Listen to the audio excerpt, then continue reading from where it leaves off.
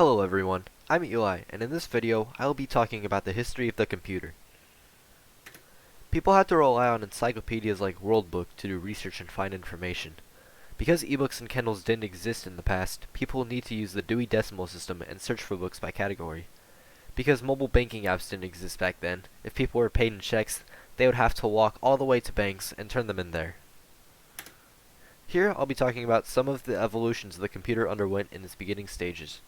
Blaise Pascal built the arithmetic machine sometime between 1642 and 1644, which could perform addition and subtraction.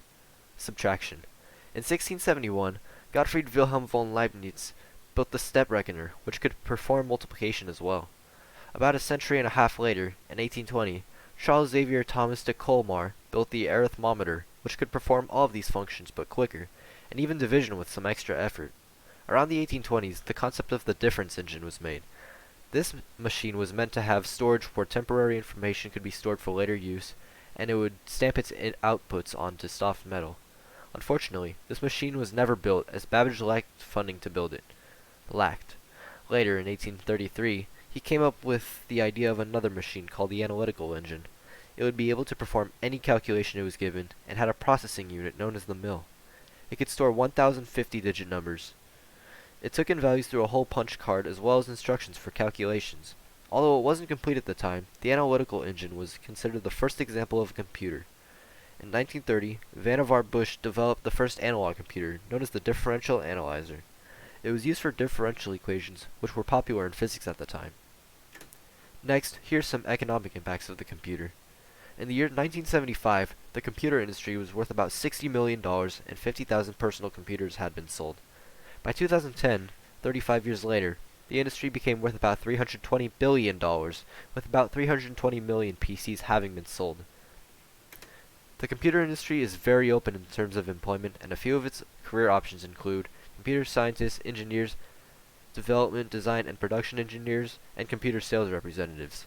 Many computer hardware companies are found in the United States, but can also be found in other countries like India, Japan, and China. Computers have impacted us socially as well. In 1996, about 40 million people had access to the internet. By 2013, that number had expanded to 2.5 billion. Additionally, 16 million people owned wireless devices in 1991, but that count increased to 7 billion by 2013. Because of this expansion, almost everyone in our world is now connected by the internet and the use of computers.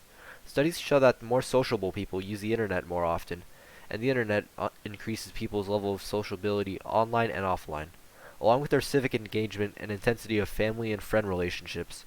Because of the internet, people can develop relationships both online and offline. As social media websites began to exist and rise in popularity, they showed up in many fields where human activities were present. This included communication, social movements, politics, and work or business. The most important activity on the internet eventually became social networking, and people today use these networks to communicate with people they know over the internet, and even build connections with new people. In the workplace, it is very easy to communicate with coworkers without being right next to them. All it takes is an email, a text message, or a call. This is much more efficient than the past without computers, as people would have to send letters to each other if they couldn't communicate in person. Lastly, here are some environmental impacts of computers. Data centers contain every single bit of data on the internet. These centers require a lot of electricity for quick data access, and also because computers generate a lot of heat and are often cooled down through air conditioning. In 2015, studies show that energy consumption by data centers reached about 300 terawatt-hours per year in 2012, which only made up 2% of the global energy demand. This electricity use is sustainable though, as Google and Facebook show by using renewable energy sources rather than fossil fuels.